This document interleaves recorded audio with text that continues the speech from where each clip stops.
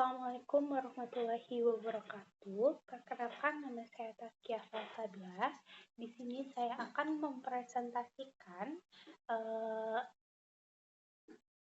presentasi dari mata kuliah Filsafat Ilmu Hukum dengan judul Masih Relevankah Filsafat Ilmu Hukum di Era Digital dan Artificial Intelligence atau AI? Saya dari Prodi Ilmu Hukum atau PJJ Ilmu Hukum, Universitas Siber Muhammadiyah. Judul Masih Relevankah Filsafat Ilmu Hukum di Era Digital dan Artificial Intelligence atau AI dipilih untuk menegaskan fokus utama pembahasan, yaitu mempertanyakan sekaligus menguji keberadaan dan peran filsafat ilmu hukum di tengah perubahan zaman yang sangat cepat akibat digitalisasi dan kecerdasan buatan.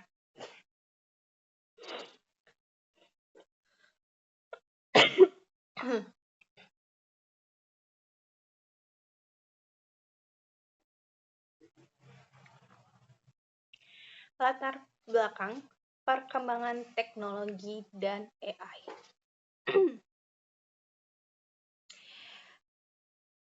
Perkembangan teknologi digital dan artificial intelligence saat ini berlangsung sangat pesat dan mempengaruhi hampir seluruh aspek kehidupan manusia.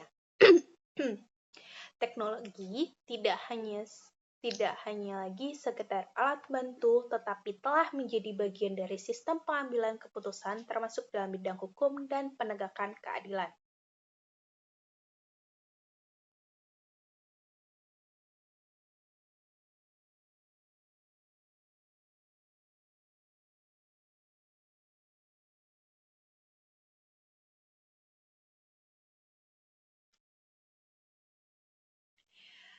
Perkembangan teknologi AI sangat pesat didorong oleh data masif, daya komputasi tinggi, dan algoritma yang canggih, mengubah kehidupan sehari-hari dari asisten virtual, diagnosis medis, otomatisasi industri, hingga penciptaan konten seperti musik, dengan fokus tren ke arah sistem otonom, integrasi ke perangkat pintar, dan aplikasi kesehatan yang lebih dalam.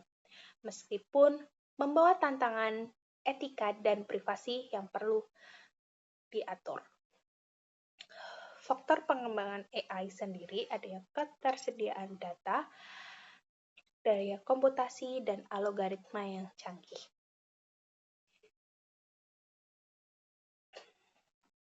Selanjutnya adalah praktik hukum.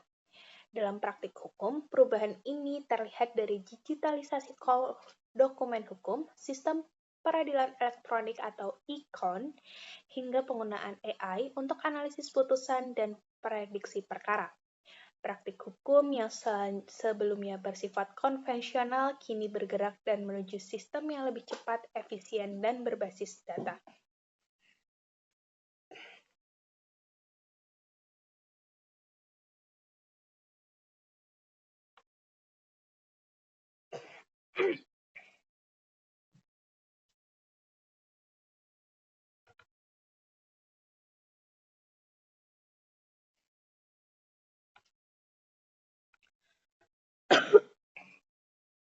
E-Court adalah sistem pelayanan elektronik Mahkamah Agung RI untuk pendaftaran, pembayaran, dan persidangan perkara secara online, yang memfasilitasi proses hukum menjadi lebih sederhana, cepat, dan hemat biaya bagi masyarakat dengan layanan seperti pendaftaran online, e-filing, pembayaran online, e-payment, pengiriman dokumen persidangan elektronik e-summons, dan penyampaian salinan putusan online.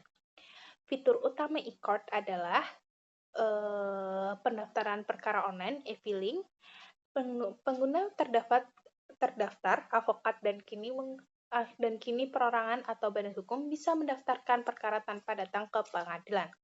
Pembayaran online, panjar biaya perkara bisa dibayar melalui berbagai saluran pembayaran elektronik, pemanggilan elektronik atau e-summon, panggilan sidang disampaikan melalui saluran elektronik, pengiriman dokumen persidangan replik, duplik, jawaban, dan kesimpulan dikirim secara elektronik, dan penyampaian salinan putusan online dapat diterima secara elektronik.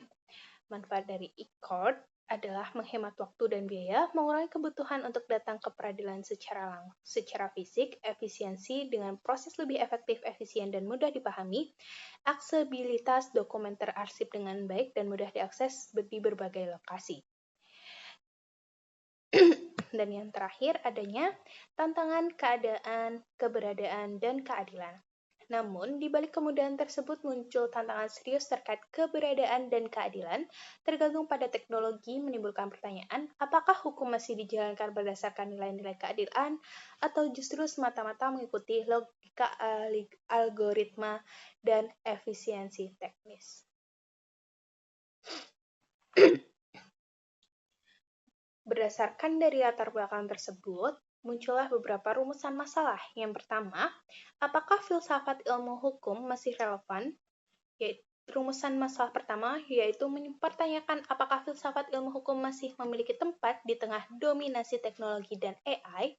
Pertanyaan ini penting karena sebagian pihak menganggap filsafat sebagai kajian abstrak yang kurang praktis.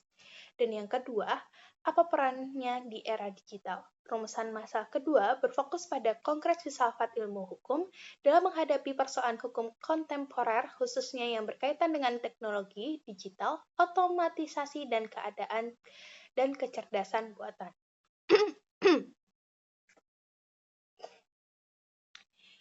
Tujuan dari presentasi ini yaitu, yang pertama, memahami peran filsafat ilmu hukum.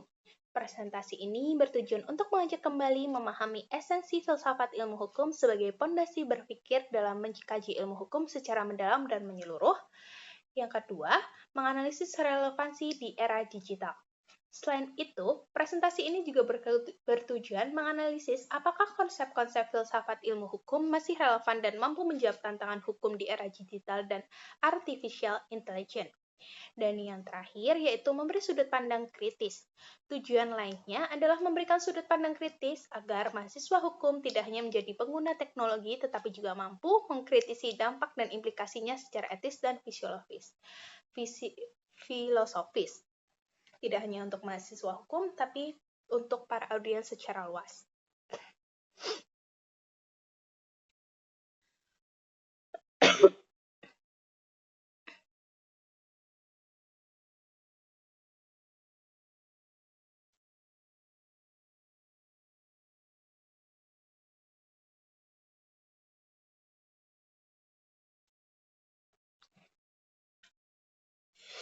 Pengertian filsafat ilmu hukum.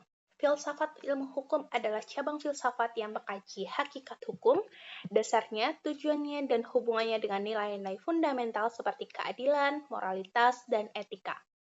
Melalui pemikiran yang mendalam, rasional, dan kritis untuk memahami mengapa hukum dan ada bagaimana seharusnya hukum itu berlaku, melampaui sekedar perlakuan konkret. Ia mencari jawaban atas pertanyaan mendasar seperti apa itu hukum dan mengapa kita harus patuh, serta mengkaji kekuatan mengikat hukum dalam masyarakat. Pokok-pokok kajian ilmu filsafat hukum ada hakikat hukum yang menjelaskan apa sebenarnya hukum itu dan apa intinya, dasar kekuatan mengikat yang isinya mengapa orang patuh pada hukum bukan hanya karena sanksi, hubungan hukum dan nilai, hubungan hukum dengan keadilan, kebenaran, moral, dan tujuan hidup manusia. Dan yang terakhir, hubungan dengan disiplin lain, keterkaitan hukum dengan politik, ekonomi, sosiologi, dan sejarah.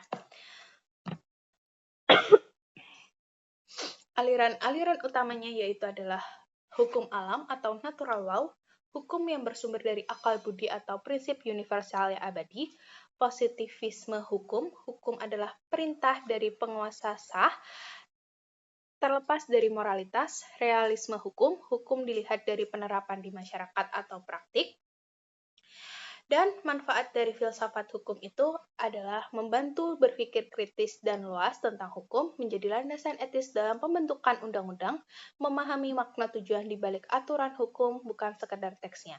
Singkatnya, filsafat ilmu hukum adalah ilmu yang mencari mengapa dan seharusnya di balik hukum, sedangkan ilmu hukum bisa berfokus pada apa itu hukum dan sistem tertentu. Dalam otonomi hukum, membahas hakikat atau keberadaan hukum itu sendiri, yakni apa yang dimaksud dengan hukum dan bagaimana hukum dipahami dalam kehidupan manusia. Epistemologi hukum mengkaji bagaimana pengetahuan hukum diperoleh, disusun, dan dibenarkan, termasuk metode penemuan hukum dan legalitas kebenaran hukum. Aksiologi hukum membahas tujuan dan nilai hukum seperti keadilan, kepastian hukum, dan kebermanfaatan bagi masyarakat.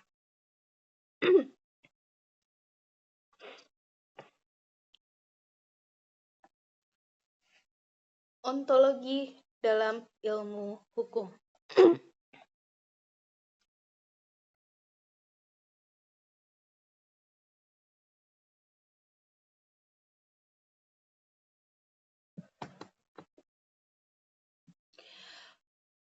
Ontologi ilmu hukum adalah kajian filosofis tentang hakikat atau esensi dari hukum yang mempertanyakan apa itu hukum, keberadaannya, dan batasan objek studinya dalam yang mengarahkan pada pemahaman hukum sebagai norma, fakta, sosial, keadilan, keteraturan, atau kombinasi dari keduanya. Melampaui sekedar teks undang-undang untuk menggali nilai, makna, dan relasi hukum yang mendasarinya, serta bagaimana hukum berinteraksi dengan realistis kehidupan. Ini menjawab pertanyaan fundamental tentang apa yang menjadi objek kajian hukum, yaitu kaidah hukum itu sendiri, serta bagaimana hukum eksis secara konkret.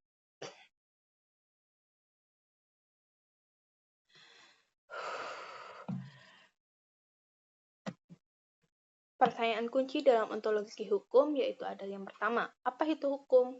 Apakah hukum hanya sekumpulan peraturan atau aturan formal, positivisme, atau juga mencakup nilai moral dan keadilan atau naturalisme?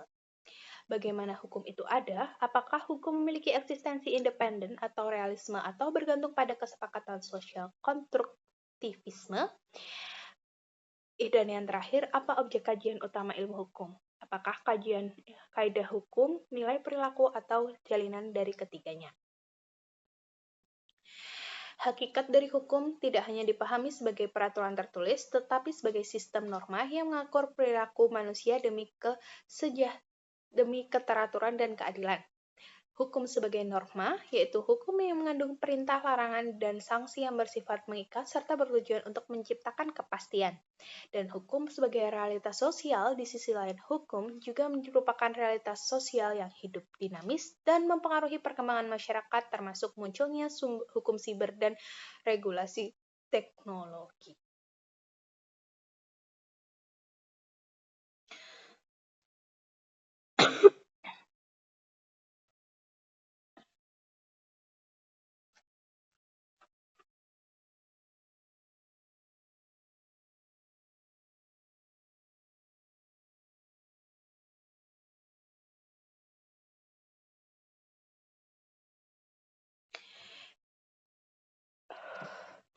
Epistemologi hukum adalah cabang filsafat yang mengkaji hakikat, sumber, metode, dan validitas pengetahuan dalam bidang hukum, khususnya bagaimana hukum dipahami, diterapkan, diputuskan, serta bagaimana hakim dan sistem peradilan mencari dan serta menetapkan kebenaran hukum di tengah kompleksitas fakta dan interpretasi, seperti perbedaan antara kebenaran prosedural dan faktual.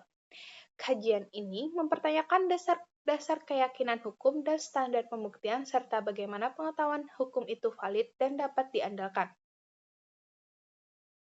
Pokok-pokok kajian epistemologi yaitu sumber pengetahuan hukum atau berasal dari peraturan perundang-undangan, jurisprudensi, doktrin para ahli, dan kebiasaan masyarakat.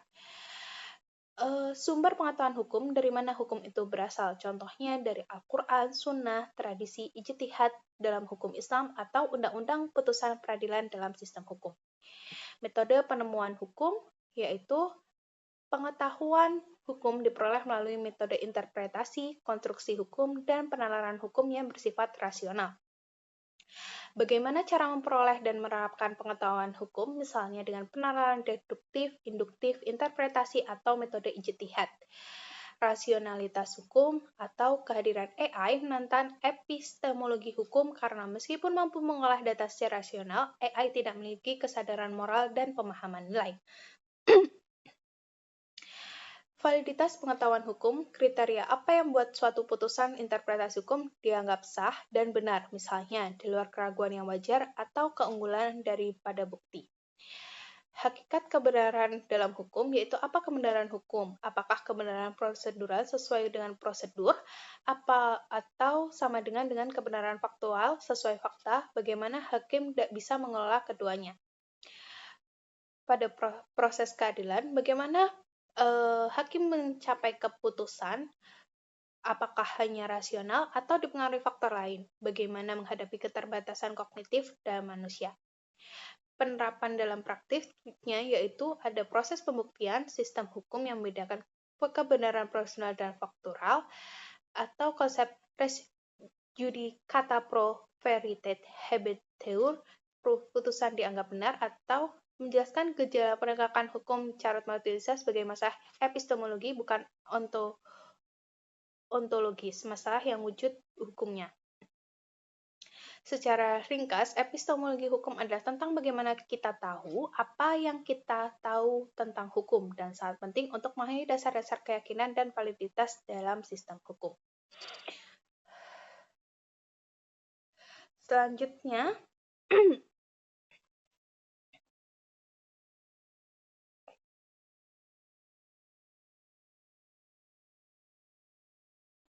ada aksiologi hukum. Aksiologi hukum adalah cabang filsafat hukum yang mengkaji nilai-nilai, tujuan, dan manfaat hukum meliputi etika, moralitas, dan estetika, serta nilai dasar seperti keadilan, kemanfaatan, dan kepastian hukum untuk memahami hakikat dan guna hukum dalam kehidupan bermasyarakat tidak hanya dari sisi formalitas tetapi juga dari sisi fisiologisnya. Ini dapat menjembatani teori hukum dengan praktik memastikan hukum selaras dengan nilai-nilai fundamental masyarakat seperti dalam penerapan keadilan restoratif.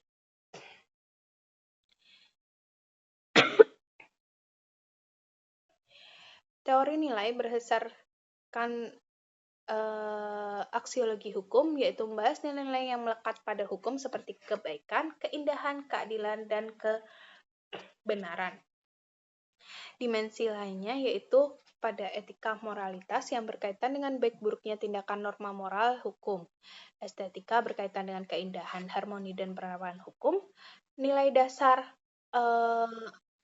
hukum, kepastian nilai hukum, dan keadilan substansif. Tujuan dan manfaatnya yaitu menilai kegunaan pengetahuan hukum dan tujuan baik dalam pembuatan serta penerapannya, memastikan hukum berfungsi demi kesejahteraan dan keadilan.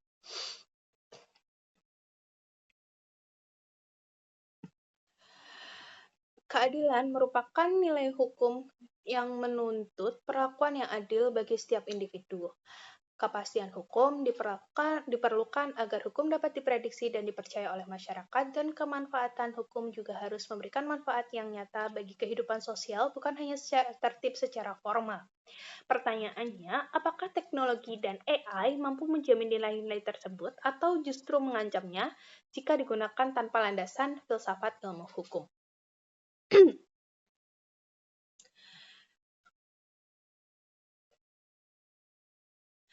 Oleh karena itu, di sini dibahas antara filsafat ilmu dan kebenaran hukum.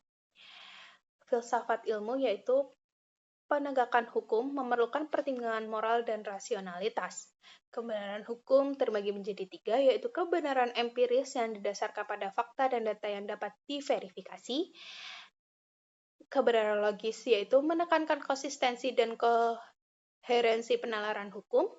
Kebenaran etik yaitu kebenaran etik berkaitan dengan nilai moral, tanggung jawab kemanusiaan dalam penegakan hukum.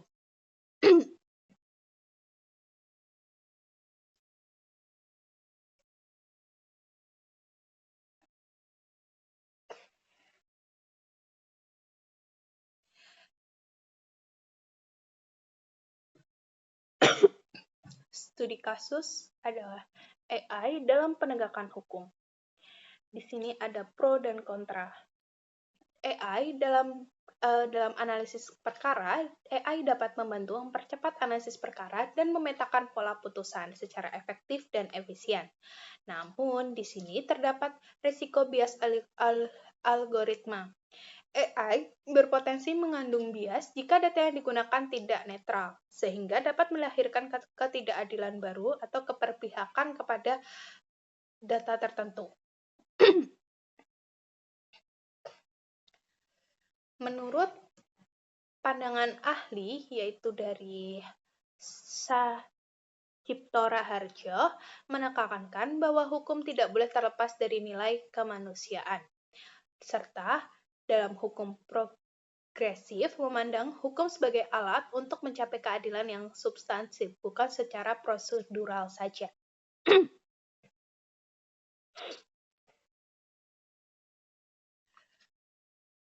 Relevansi filsafat ilmu hukum, yaitu sebagai alat refleksi kritis. Filsafat ilmu hukum menjadi alat refleksi kritis terhadap perkembangan hukum modern. Serta penjagaan nilai hukum, ia menjaga agar hukum tetap berpijak pada nilai keadilan dan etika kemanusiaan. Implikasinya dalam kehidupan sehari-hari, yaitu pada perlindungan hak, filsafat ilmu hukum memastikan bahwa teknologi tidak melanggar hak asasi manusia, serta etika teknologi, yaitu filsafat juga membantu merumuskan etika penggunaan teknologi dalam hukum.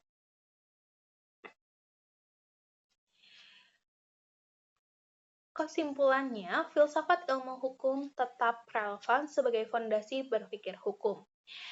Penting di era digital karena justru di era digital dan AI, peran filsafat ilmu hukum semakin penting.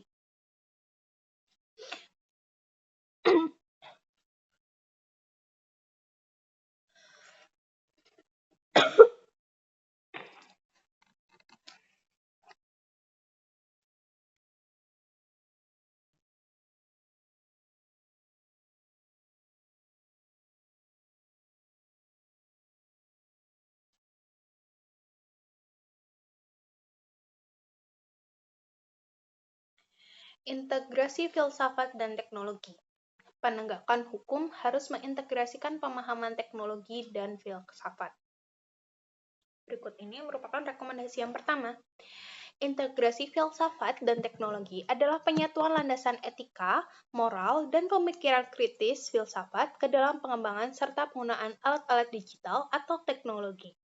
Tujuannya adalah memastikan teknologi berdampak positif, manusiawi, dan berkelanjutan. Ini mencakup etika AI, literasi digital, dan penggunaan teknologi sebagai alat bantu bukan tujuan utama. Poin-poin penting mengenai integrasi filsafat dan teknologi adalah, yang pertama adalah landasan etika dan moral. Filsafat, khususnya etika, berperan penting dalam mengarahkan perkembangan teknologi agar tetap bertanggung jawab dan menghindari kerusakan. Yang kedua, pengembangan berpikir kritis. Integrasi ini mendorong literasi digital, media, dan informasi membantu pengguna, terutama pelajar, untuk bersikap kritis terhadap informasi. Ketiga, pendidikan berkarakter. Teknologi dalam pendidikan harus didampingi dengan nilai moral untuk membentuk karakter, bukan sekadar keterampilan teknis. Pendekatan humanis, yaitu teknologi harus digunakan untuk meningkatkan kualitas hidup manusia sejalan dengan prinsip humanisme dan berkelanjutan. 3 dimensi utama dari integrasi ini melibatkan analisis ontologi, hakikat teknologi, epistemologi, metode pengembangan, dan aksiologi nilai guna. Contoh implementasi integrasi ini adalah penggunaan teknologi digital yang tidak hanya efisien, tetapi juga aman dan etis seperti dalam pengembangan artificial intelligence yang tidak bias dan menjaga privasi dari penggunanya. Rekomendasi yang kedua yaitu pendidikan hukum kritis. Pendidikan hukum perlu menanamkan cara berpikir kritis dan reflektif. Pendidikan hukum kritis atau Critical Legal Studies atau CLS adalah pendekatan yang menantang anggapan hukum itu netral dan objektif, menunjukkan bahwa hukum adalah produk sosial, politik, dan ekonomi yang seringkali mengabadikan bias dan ketidakadilan, khususnya terhadap kelompok yang terpinggirkan.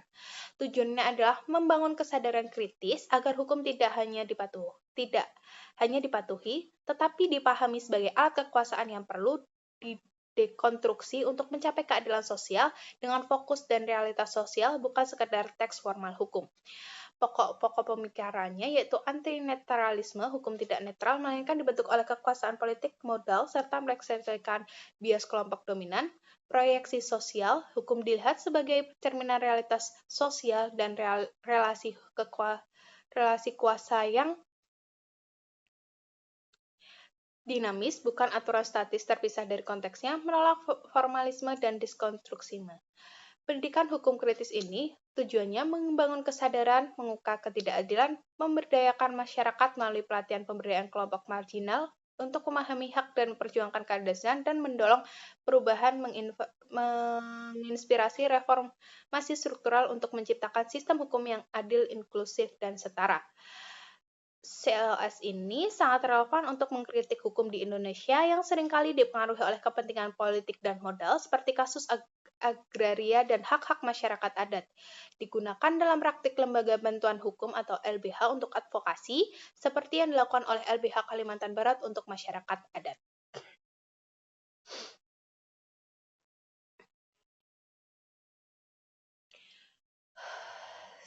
Sekian presentasi dari saya. Semoga dengan adanya pembahasan ini dapat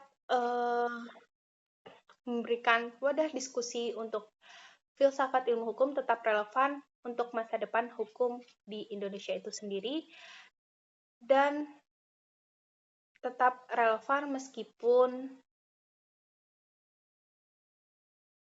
di era sekarang atau di era digital dan artificial intelligence. Sekian presentasi dari saya. Mohon maaf atas kekurangannya. Terima kasih. Wassalamualaikum warahmatullahi wabarakatuh.